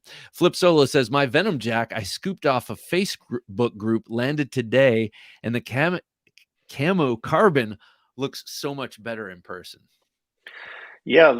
Well, thank you very much, first of all, for participating in the Facebook group. For anybody who's not aware, we have a Facebook group called Jack Wolf Knives Worldwide. Worldwide is one word. We have over 500 members and a really good active community. I keep it very I keep the vibe good in there. Like, I don't have any tolerance for any kind of BS on Facebook, because it's so rife with that just about everywhere else on Facebook. Like, there's not going to be any drama. There's not going to be any bullying. There's not going to be any crap talking. There's not going to be any of that. Like, it's not going to exist. So if you want a place you can feel comfortable and take cool pictures and look at cool pictures, we have a buy, sell, trade thread. It's fun. So check us out. There's also been some really good deals on some knives. So if you don't want to pay retail and you're looking for something on the secondary, this is where you want to be. That's why I haven't been seeing them on the secondary, because I'm not a member of that group. That's something to know. Mitch Bowling, thank you, sir. Thank you, Mitch Bowling, with a $10 super chat, man. That is appreciated. I got to come up with something big and cool to show off here to salute you with. Well, it's not so big, but it's damn cool. And though I pulled out almost all of my Bowies tonight, this is going to be with a dagger. I salute you, Mitch Bowling, with my Randall made number 2-7. That's the model number 2 combat stiletto with a 7-inch blade and the stacked leather handles in the commando shape.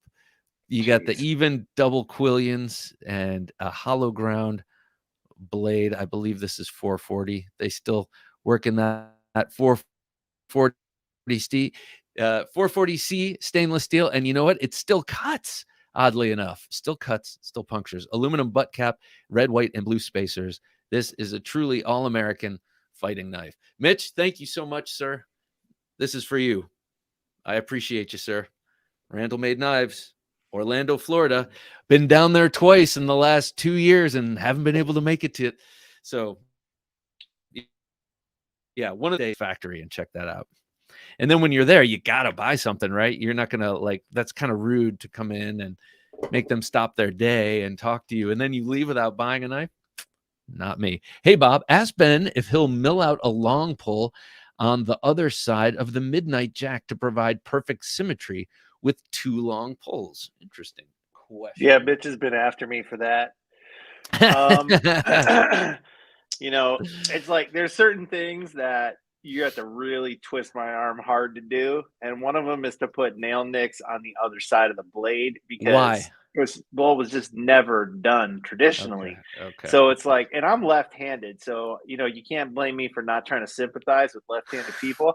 But the reality is, every single one of these knives, you can pinch them open. So that's true. If all you want is something for the sake of symmetry, well, I'm sorry to disappoint you. But it doesn't, look at the symmetry of this knife in general. The handle is perfectly symmetrical. So, yeah. And frankly, look how deep they cut that in there. Yes. So if we come in on the back, are we just going to be seeing straight through it? I was thinking that'll just be a slot at that point. This knife in particular is totally not waiting, but perfect for a reblade. This one you want to put some sort of a long slender Bowie in because of that coffin shaped handle. It looks like a coffin shaped Bowie blade. Like this. Here's one. That coffin-shaped blade or coffin-shaped handle. The challenge is it's hard to put clip points in these. See how deep that is in there? Yeah. Because that tip, you got to get the tip in. And I like to do these Bowie style clip points that curve, that have a big swoop in them. Well, it's making my job even harder than if I just came down at an angle. So I'm not saying it's impossible, but you're just not going to get this. You know what I mean? Yes, I do. I'd have to make sure there's enough room in here, but I'm sure I could sort it out. So Chris McNair said you just gave a week-long seminar in 30 seconds. And someone else said you should be taking notes from you. And Hero Stick says that's great advice. Totally makes sense. Not an aspiring maker necessarily, but one of the things I appreciate about what you've done is create great products that are actually available. That is a real thing, it doesn't work into everyone's model to have knives available at all times, and your way of doing that has been a monthly release over a year-long period. Has that strategy been a good one for you? Can you look back upon that now and make that judgment one way or the other?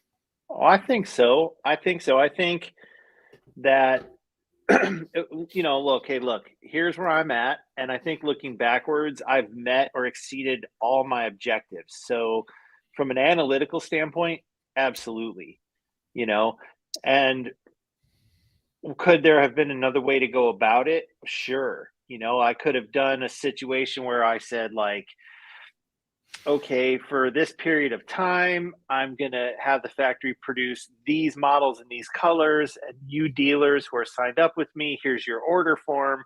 Tell me what you want of each. And I'm going to roll them out like this. Like maybe I have to transition to something like that in the future at some point for whatever reason. Mhm. But I think what this system has allowed me to do is stay in people's conscious on a rhythm. And I think life works on a rhythm. Your heart beats on a rhythm. Music is played at a rhythm. Money flows in and out of your bank account on a rhythm. So I really wanted to have my business beat at a consistent rhythm and get people to sort of Hmm. want to ride that beat with me, and I think 30 days is a nice period of time to get the excitement of something and enjoy it and then get ready to experience that all over again. 2 weeks is too short, maybe 2 or 3 months is too long, and bills got to get paid every month. So I was like, well, there it is, let's give it a try. Yeah, I mean, I have liked personally, I like the concept of having, like the February 2023 knife. To me, that's exciting. That there's a knife associated with a specific period of time. And I mean, you made it even more exciting by saying these are the only versions of this you're ever going to get, because we're going to change up the materials, change up the blade shapes, or what have you. So, I mean, I think that this release has been, I mean, but it's unfair for me to say that because I've been the beneficiary of this, to a great extent, and that lends itself to some of your ideas about marketing, staying in the consciousness of people. It's smart for you to get these in the hands of people who are making videos that are going out in a number of different directions. My audience is different from Lefty's audience, is different from Professor EDC's audience. You know, we have a Venn diagram where there are overlaps and such, but we all reach out to different sectors of the knife world because we're all interested in different things. And I think your strategy, your marketing strategy, was pretty smart. Well, thank you. I couldn't agree with you more.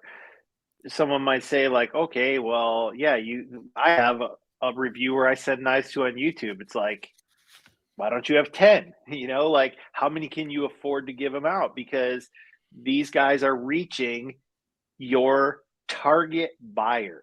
Imagine if you tried to buy an ad in a magazine or a commercial, like what percentage of people are completely irrelevant to you that are going to see that ad? But and it's a risk to give your products to YouTubers because you have no control over what they say. Mhm. But at the same time, if you really believe in the product and you stand by your products and you put your heart and soul into them, you should be proud for anybody to look at them,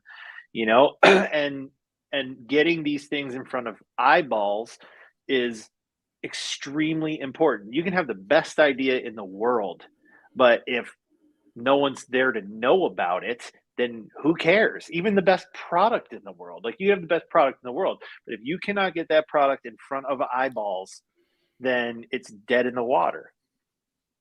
Yeah, absolutely. And what a better way to do that than these people like myself who are captured by this passion and who have people who watch them who are equally captured. It's a Well, it's where we are. This is where we gather as a community. If like regional knife shows were every month and that's where you found these audiences, then that's where you would go. But the reality is the audience is right here, right now. There is however many people just like us sitting in their bedroom or their living room. What we got, how many people are watching? We got 44 people. You know how blessed I would be just to be able to drive somewhere and sit in a room with 44 people interested to learn about knives at freaking yeah. midnight. Right, exactly. you know And so this is where our community gathers. So this is where I have to be. I agree with you, and anyone who's out there who might be considering making a similar move, you obviously would be wise to listen to this. And I'm not saying imitate, but take what you will from Ben's model and note his success, but also note how Jack Wolf knives and this rhythm makes you feel. Like, is this something that you're excited about? If so, that might be something you might choose to emulate. Before we get out of here, I promised way up front that I was going to show off the knife we're going to be giving away next week. And it's the QSP Penguin Plus. That is a large version of the Penguin. This is in titanium and 20 CV steel. This knife was given to me by QSP, and it is a beautiful example of the Penguin, though I like the regular Penguin and the micro Penguin the best. Those are the ones that I have and use. This one, though it is beautiful and awesome, it's not for me. So I'm going to send it along to one of you. It is very slender. It has only appeared in a video I've done on it, but I have not carried it. It is very slender. It has great action, 20 CV blade steel, and I cannot speak to the heat treat, but I have a feeling with this crowd at this point, we would hear if QSP was doing a bad heat treat on their 20 CV. So if you're interested in winning this knife, you could help out, become a patron of the show. I greatly appreciate it. Ben is a patron of the show. I don't know if you remember that, Ben. I know a lot of people thought. I'm just waiting to win the Wheel of Fortune. I never win. Yeah, well, that's what this is. Message me, tell me I win. Maybe it's this one. Maybe it's this 20 CV. And I know that you're a big fan of Chris Reeve knives for the locking knives, right? This is what I was carrying today. This Umnundi. That's so cool. I love this little thing, man, because it's like his version of a modern traditional. Because supposed to use two hands to open it, and it's the size of a slip joint, really, and elegant but capable, hollow grind. I'm a huge fan of this knife, man. I love this knife. I got a Sebenza 21 years ago, kind of because I thought it was a moral imperative, and I didn't start liking it until a little bit later. Not that I disliked it, but I got it, and then I was kind of like, there are other knives that get my heart racing more, but only over time with maturity have I come to really love that knife. EDC says, Ben, when's the repetition of patterns going to start? Because people ask about past models because I'm running out of cash, he says, laughing. Well, I'm quite certain it'll be this year. So without being too specific, 2023. Yeah. Cool. Blade Ogre says, great show as always, Bob, Jim. Night, everybody. Good night, Chris. Have a good one. Sleep tight and make sure you're carrying those 9 knives tomorrow. That is amazing. I love that those dudes carry that many knives. I'm like, you know what? You walk the walk and talk the talk. You're carrying 9 knives. Exactly. Oh, there it is. That's the Benny's clip. Probably my favorite steak knife of all of these. And I don't mean to just reduce it to a steak knife, but oh God. And look at that. Look at that. This is the one that does not have the full height hollow grind, and yet it is still just thin enough, man. Wickedly. It's like so when this beard comes off, I'm not sure when that's going to happen, but it happens every spring. I'm tempted to take one of these and see if I can start it. I wouldn't do my whole beard with it, but they're so thin they remind me of straight razors. G Gleck says, "Yep, great show. Work comes early. Take it easy, Bob. Nice to see you and meet you, Jack. All right, take care, G Gleck. This is Ben over here, and he is the man behind Jack Wolf Knives. Jack Wolf, named after your grandfather. Kudos QSP David for the donation of February 23 giveaway. Thanks, Bob, Jim, and Ben Belkin. Yes, thank indeed. you, Byron. Thank you, Byron. Always a pleasure. Hero Stick says, really, thanks to all. Loved this time. Well, thank you, Hero. Thanks for coming by. Never Enough Knives. Really interesting knife talk tonight. Have a great weekend, junkies. Never Enough Knives. You do the same, my man. I appreciate you. And Ben, I appreciate you, man. Thank you so much for coming on and joining us. And thank you for,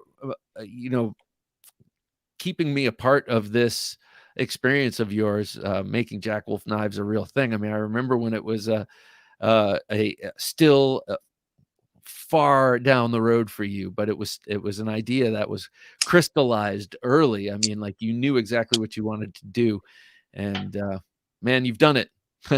So congratulations, keep going. You got a lot of people now counting on you to bring them this modern slip joint fix. Solid interview. Thanks, Chad. Yeah, Bob. I mean, you're the first one to ever give me a voice, so I'll never forget it. And, from the very beginning, you were believing in what I was trying to do and cheering me on, and means a lot to me. So I'll do everything I can not to let everybody down and keep them coming. All right, man. Well, that is good news to all of us, including Professor EDC down in Latin America. Jack Wolf Knives, Latin America, slow but steady, my friend, he says. All right, everybody. It's a marathon, not a sprint. It is indeed. Mitch Bolick says, thanks, guys. Wish I could have joined earlier. Miami camo carbon is fiber. Oh, wait, is fire. Which one is that? Is that teal in color? Miami was pink and blue on the low drag. Thank you, Mitch. And thank you very much for the honor of Knife of the Year. Like, I was super humbled by that. I love it. You're awesome. And you had really cool videos, and he struck fire steels with them and, showed what they were capable of. So I was like really stoked. I like when people demonstrate use of these knives too, because they're capable. Awesome. Randy Johnson, thanks for joining us. I've been watching your videos for years, man. I love them, and I'm glad to see you're making more videos again. Thanks for dropping in. And again, like I said, Ben, thanks for joining us. It was a great talk. And I can't wait to see where Jack Wolf Knives goes. I mean, only up to the stars for sure. Man makes best canine knife. Yeah, look at that. I'll show you mine in this gorgeous carbon fiber. And those aren't words you hear me say too often. Here's mine. The blade grind on this one is insane also, by the way. Just so thin. Yeah. It's like thin as a sheet of paper, or thinner. Did I tell you that I'll tell a story real quick for the guys still around. So the Blade HQ is one of my dealers, and when they were doing their promotional photography for this, the photographer who wasn't realizing that this is a slip joint went to drive this knife into a stump and collapsed it on his pinky and sliced his pinky around like this. He basically separated his pinky in half. And they said that the dude explained it to me as it was flapping like if you were running with Converse that had the sole halfway off. Oh my God. I was like, oh my God, how did you think of that? And so then when he went to the hospital to get it all stitched up, the doctor was like, I don't know what you cut yourself with, man, but that thing was fucking sharp. Clean cut, man. Made the doctor's job easy. Well, I hope that guy got to keep that knife, man. Oh, he did. When I was in Salt Lake City for Blade West, he came by, and dude, it was like still pretty gnarly looking, but he had it with him. So yeah, he'll never forget Jack Wolf Knives. I'll tell you that much. All righty, sir. Well, thanks a lot. And thank you, Chad. And thanks one and all for coming and watching. Thanks to the patrons who helped make this show possible. And be sure to join us on Sunday for our great interview show. And then on Wednesday for the midweek supplemental. All right. Until next time, Ben, thanks so much for joining. And Jim, thank you for working your magic behind the switcher. I'm Bob DeMarco saying, until next time, don't take dull for an answer.